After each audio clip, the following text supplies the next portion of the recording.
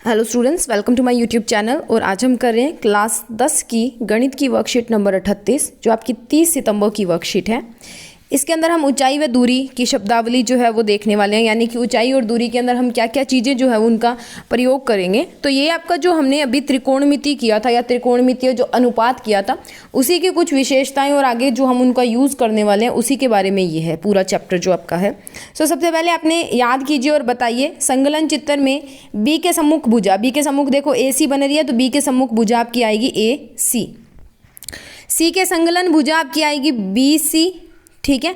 और सी के सम्मुख भुजा आपकी आएगी, ये इधर देखिए ए बी बन रही है, तो ये आएगी ए बी। तो ये हम पीछे कर चुके हैं, आपने वहाँ से ही देख के लिखना है। उसके बाद देखिए कि आपकी रियल लाइफ के अंदर ऐसी कुछ एग्जांपल्स होती हैं जिसके अंदर हम ऊंचाई व दूरी जो है वो देखते हैं। काफ़ी सारे समकोण जो है वो बनते हैं। एक तो आप सीढ़ी जो दीवार के साथ लगा देते हो, या जो आपकी सीढ़ियाँ चढ़ाई होती हैं दीवार के साथ, वो भी एक समकोण जो है वो बनाती हैं। आप ग्राउंड पे खड़े हो और यहाँ पे कोई पेड़ पे पक्षी बैठा है, उसको आप देख रहे हो, तो भी एक जो है आपका समकोण त्रिभुज बनता है। एक आपकी कोई जहाज आ रही है, मतलब समुद्री जहाज जो है, शिप आ रही है, और उस लाइट हाउस की जो लाइट है उनके बीच में भी एक कोण बनेगा। तो ऐसे ही कुछ कोण जो है वो आज हम देखने वाले हैं। कौन कौन से हैं? तो दो कोण होते हैं हमारे पास।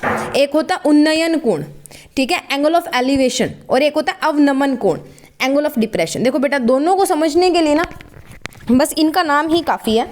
उन्नयन कोण क्या होता है? नयन, ठीक है, और नयन को ऊपर करना है, ऊ से ऊपर नयन, नयन को ऊपर करना मतलब ऊपर की तरफ जब आप देखोगे तब जो आपका कोण बनेगा उसको बोलते हैं उन्नयन कोण, ठीक है। जब कोई व्यक्ति ऊपर की ओर किसी वस्तु को देखता है, पता लग गया, ऊ से ऊपर, नयन से आंखें, जब आप ऊपर की तरफ देखोगे, तो जब कोई वस्तु ऊपर की ओर किसी वस्तु को देखता है तब दृष्टि रेखा, दृष्टि रेखा मतलब आपकी आंखों से लेके उस वस्तु तक को जो रेखा मिलाएगी, आपकी आंख से लेके उस वस्तु को जो रेखा मिलाएगी उसको बोलते हैं लाइन ऑफ साइट या दृष्टि रेखा। और क्षैतिज रेखा, क्षैतिज रेखा मतलब आपकी आंख से सीधा आप देखोगे तब एक रेखा बनेगी, एक आपकी आंख से आप ऊपर की तरफ देखोगे तब एक रेखा बनेगी। तो जब ऊपर देखोगे वो होती है आपकी दृष्टि रेखा, और जब आप सीधा देखोगे वो होती है आपकी क्षैतिज रेखा, ठीक है। के मध्य बनने वाले कोण, ये जो कोण बन रहा है इसको बोलते हैं उन्नयन कोण, ठीक है। अतः ऊपर की ओर देखने पर उन्नयन कोण बनता है तथा इस कोण को क्षैतिज रेखा के ऊपर मापा जाता है। व्यक्ति को प्रेषक कहा जाता है, ठीक है। अब दूसरा है अवनमन कोण। नमन कब करते हैं? सर झुकाते हैं, बोलते हैं ना, नमन करने का मतलब शीश झुकाना। शीश झुकाओगे तो आंखें भी तो नीचे की तरफ आ जाएंगी ना। आंखें नीचे की तरफ आने का मतलब जब कोई व्यक्ति किसी वस्तु को नीचे की तरफ देखता है, ठीक है।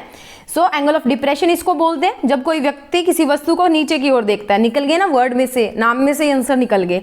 तब दृष्टि रेखा, लाइन ऑफ साइट, यानी कि आप नीचे की तरफ देखोगे, किस चीज को देख रहे हो, वह आपकी आंख से उस चीज तक की जो एक लाइन मिलेगी वो, और एक आप कहीं पे खड़े और सीधा देख रहे हो, ठीक है। मान लो आप छत पे खड़े हो, नीचे एक कार चलती हुई आ रही है, तो एक आपने छत से सीधा देखना है, एक लाइन वो बनेगी। एक आपने नीचे देखना है, एक लाइन कार को जब देखोगे वो बनेगी। तो उन दोनों के मध्य जो कोण बनेगा उसको क्या बोलते हैं? अवनमन कोण जो है कहते हैं। तो अवनमन कोण नीचे की ओर देखने पर बनता है तथा इस कोण को क्षैतिज रेखा के नीचे की तरफ माना जाता है, ठीक है। उसके बाद में है कि ऊंचाई व दूरी पर आधारित प्रश्नों का हल करने की विधि। 3 स्टेप आपने ध्यान रखने हैं। पहला तो आपने चित्र बनाना है जो आपको प्रश्न में दिया हुआ है उसके अनुसार, ठीक है। दूसरा, उसके ऊपर कोण, बिंदु और उसके माप, आपको कोई भुजाएं दी हैं, कोण दिया है, कुछ बिंदु दिए हैं, ए बी सी कुछ भी दिया है, सब कुछ आपने उसके ऊपर लिखना है। उसके बाद में हम त्रिकोणमितीय जो अनुपात हैं, साइन, कॉस और टेन, पंडित बद्री प्रसाद वाले फॉर्मूलाज, वो हम यूज करने वाले हैं, वो हम प्रयोग करने वाले हैं अपने क्वेश्चंस को सॉल्व करने के लिए, ठीक है। उसके बाद में आज 3 सिंपल से क्वेश्चन हमें दिए हैं, बहुत आसान क्वेश्चंस हैं, तो इनको देख लेते हैं और इनको सॉल्व कर लेते हैं। इसके लिए हमें मूव करना पड़ेगा इनके सॉल्यूशंस पे। तो बेटा देखिए, पहला क्वेश्चन है उन्नयन कोण व अवनयन कोण जो है या अपनयन कोण जो भी है, उसमें 2 अंतर जो है वो हमने लिखने हैं। अब देखो, अवनमन कोण और उन्नयन कोण में क्या अंतर है? जब किसी वस्तु को धरातल से ऊपर की ओर देखा जाता है तो धरातल के साथ बने कोण को उन्नयन कोण कहते हैं। वहीं जब दर्शक ऊंचाई पर होता है और वास्तु का शीर्ष जो है वो नीचे होता है, तब उस कोण को क्या कहते हैं? हम अवनमन कोण कहते हैं। यह जो उन्नयन कोण होता है ये क्षैतिज रेखा के ऊपर मापा जाता है, अवनमन कोण जो है वो क्षैतिज रेखा के नीचे मापा जाता है, ठीक है।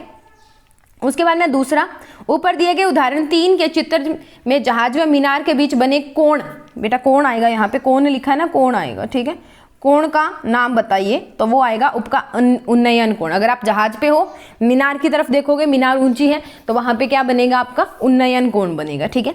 उसके बाद में तीसरा क्वेश्चन है, समुद्र तल से 65 मीटर पर उपस्थित बिंदु बादल का उन्नयन कोण बीटा है और समुद्र में बादल की परछाई का अवनमन कोण क्या है, अल्फा है। बादल की कुल ऊंचाई 518 मीटर है। हम 565 मीटर हाइट के ऊपर खड़े हैं यहाँ से, ठीक है। हम एक बादल को देख रहे हैं, तो इसका जो यहाँ पे अल्फा लिखा है बेटा, यहाँ पे बीटा कर लेना, एक करेक्शन करनी है आपने इस डायग्राम में। जहाँ पे अल्फा है वहाँ पे बीटा कर लो, जहाँ पे बीटा है वहाँ पे अल्फा कर लो। तो हमने यहाँ से देखा तो एंगल ऑफ एलिवेशन बन गया हमारा बीटा, और इसी बादल की परछाई यहाँ पे गिर रही है तो हमने उसको देखा तो हमारा एंगल ऑफ डिप्रेशन बन गया, यानी कि अवनमन कोण बन गया बीटा। टोटल जो हाइट है हमारे पास क्लाउड की लेवल से, सी लेवल से, वो कितनी दी हुई है, 518 मीटर जो है वो हमें दी हुई है, ठीक है। तो ये हमारे पास है हमारा जो आप बोल सकते हो कि क्वेश्चन, ठीक है। सो इसी के साथ हमारी वर्कशीट यहाँ पे खत्म होती है। सो मैं आपको दोबारा दिखा देती हूँ, आपने इसमें एक चीज़ चेंज करनी है, अल्फा की जगह पे बीटा कर लेना है, ठीक है। अल्फा की जगह पे आप क्या करोगे, बीटा कर लेना, बाकी सारा आपका सही है, और बीटा की जगह पे अल्फा कर लेना, ठीक है। नेक्स्ट, ये था आपका क्वेश्चन नंबर 3, ठीक है। Next moving on to the question number 2 and question number 1 मैं आपको दिखा देती हूँ। ये है हमारा क्वेश्चन नंबर 2 और क्वेश्चन नंबर 1। इसी के साथ हमारी वर्कशीट यहाँ पे खत्म होती है।